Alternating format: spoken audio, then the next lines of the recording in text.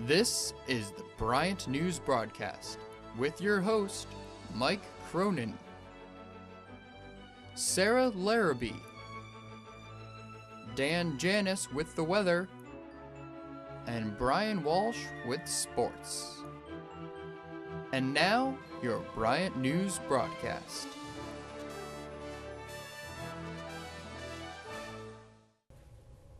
Hi, and welcome to another edition of the Bryant News Broadcast. In a season in which we've seen multiple devastating earthquakes, another massive natural disaster has struck landfall. A series of earthquakes, including a 6.9 magnitude, hit the Qinghai province in China on Wednesday, killing 400 people and injuring more than 10,000. Those tolls are expected to rise. Hundreds of homes and buildings have been flattened, trapping people beneath the debris. A lot of those people trapped are children who were in school at the time that the earthquake hit. Chinese workers are racing to rescue those trapped, but the death toll is expected to rise. Farmville has become one of the most popular games on the social networking site Facebook. The game allows users to create and manage their own farm, complete with animals, crops, barns, and houses. It is free to play, but you can buy certain items with cash to enhance your farm. This is exactly what happened in Britain last week. Reports say that a 12-year-old British boy stole his mother's credit card and racked up a bill of $1,400. The mother did not seem to be concerned with the large amount that was spent, but rather with the lack of security and protection the site offers for this type of spending. This just serves as a reminder that parents should monitor their children's use of these online websites to prevent this type of activity. Well, Sarah, it seems like at least half, if not more than half, of my friends have a Farmville, and they're always on it, always talking about, I don't even know what they're talking about. I don't know the lingo of Farmville, Yep. but I don't. Do you I don't Farmville either. I get requests all the time and ignore. Just like many applications on Facebook, I guess. And I think my parents would absolutely kill me if I spent over $1,000. That's right. That's true too. All right, here's Dan Janis with a look at our weather. Thank you, Sarah. I have a Farmville, and I think I found a black sheep. That's probably not good. But what is good is the current weather. As you can see, we have clear skies as most of the rain stays south of us. But let's take a look at the 7-day forecast. Sunny skies and highs in the mid-60s through Thursday. On Friday, we'll see slightly cooler temperatures that make way for some rain on Saturday.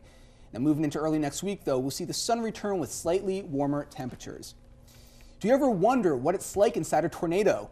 Well, you may not want to find out, but a first-hand experience provides an interesting report. One person is quoted as saying that the air is remarkably smooth inside a tornado. Now, the tornado is also said to sound like a really loud waterfall or a jet engine from the inside.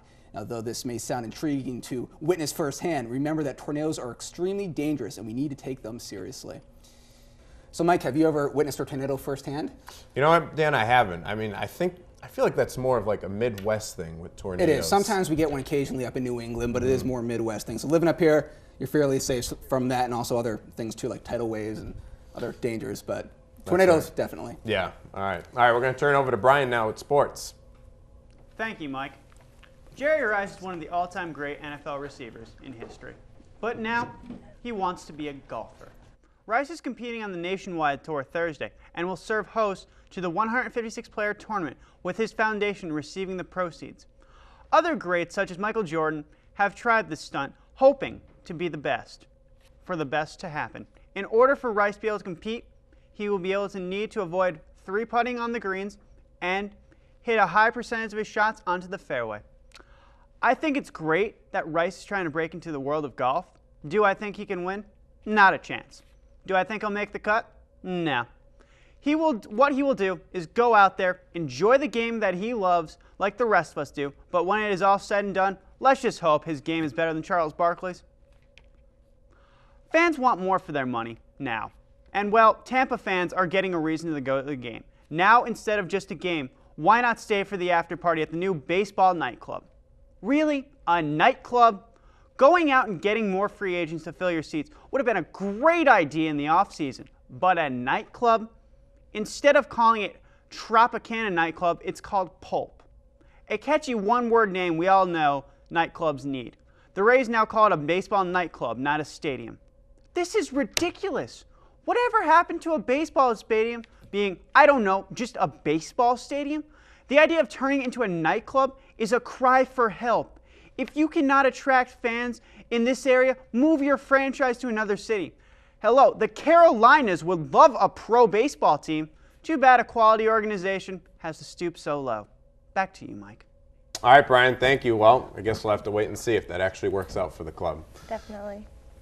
Well, it's been more than 50 years since the Civil Rights Bill was passed, yet there is still racial segregation in one Mississippi school district.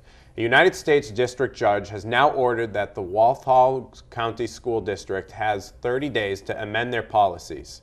These policies currently allow for some of the schools and classes to be racially segregated. Now, this is the second time that a desegregation issue has been ordered for this school district. Some of us know the feeling of fear and anxiety when we are driving and all of a sudden we see a police car with its flashing lights coming up fast behind us. However, if you do get pulled over, you have to be careful of imposter police officers. Recent sources have reported an increase in the number of imposter officers driving undercover vehicles and pulling innocent people over in hopes of robbing or even abducting them. Remember, always trust your instincts. If you feel uneasy about the officer's appearance or believe you have done nothing wrong, make sure to pull over in a crowded and well-lit area, especially if you are a female driving alone. Also, you can call 911 if you have a cell phone to report your location and to make sure the officer is legitimate. In such a crazy world that we live in, our safety has to come first. So drive carefully and be smart. So Mike, have you ever been pulled over before? I have one time, and I just got a written warning. I'm actually lucky compared to most people. It was just for speeding. How about yourself? Never. Never. And never been pulled over by an imposter either. Well, that's good, because getting pulled over one thing, but getting pulled over by an imposter is something you just don't want to deal with. Definitely. Now here's your Bryant update. Well, spring is definitely here, as Dan has showed us, and that means that spring weekend is approaching. It is a Bryant tradition that before final exams begin and everyone goes home for the summer, the Center for Student Involvement and the Student Programming Board plans a full weekend of campus-wide activities. The event this year will be held from May 30th through May 2nd. This year's theme is I Love the 90s, and the band Third Eye Blind will be giving a major concert in the main gym. If you want to attend this concert, tickets are being distributed this week and next in the Rotunda. And there will be more information on the other events of the weekend coming out shortly. Next week, a group of students will be presenting a project that has taken over a year of planning and work to complete. These honor students have had the opportunity to research and write a senior thesis project in their field of study. This year, 33 students will be completing the honors program, which is a university record. They'll present their work this Monday, April 19th through Wednesday, April 21st. Presentations will be in room MRC3 and MRC4 and will start at 1 p.m. each day. Each presentation will last roughly around 45 minutes, and I encourage you to stop by and support your classmates as they share their interesting findings. This weekend, Bryant University alumni come back to pay their once-loved campus a visit at the Alumni Leadership Weekend. The weekend will be kicked off with an awards ceremony on Friday, April 16th and the 17th. We'll continue with fun workshops to alumni's networking with one another. It will be a great weekend for the alumni to get back and see the campus they once left, as well as recent alumni who do not have a job will be able to hopefully get a job. This Wednesday, the Amica Center for Career Education held a program called the Job Search Power Hour. The event was held for seniors and provided them with the advice and information that they need to know when looking for a job. It's also helped seniors on being able to market themselves to employers and focuses on the most important part of getting a job, networking. Well, other big news. That's right. Sarah, you want to announce it? I will announce it. The Bryant News broadcast has received the award for Best Show of the Year.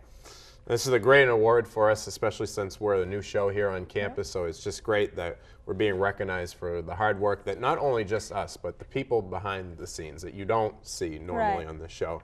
The cast, the crew, the producers, it's just, it's a big project to put a show like this together, and it's great to be rewarded for that. So, and we thank all of you for tuning into the show and making it a great success thus far.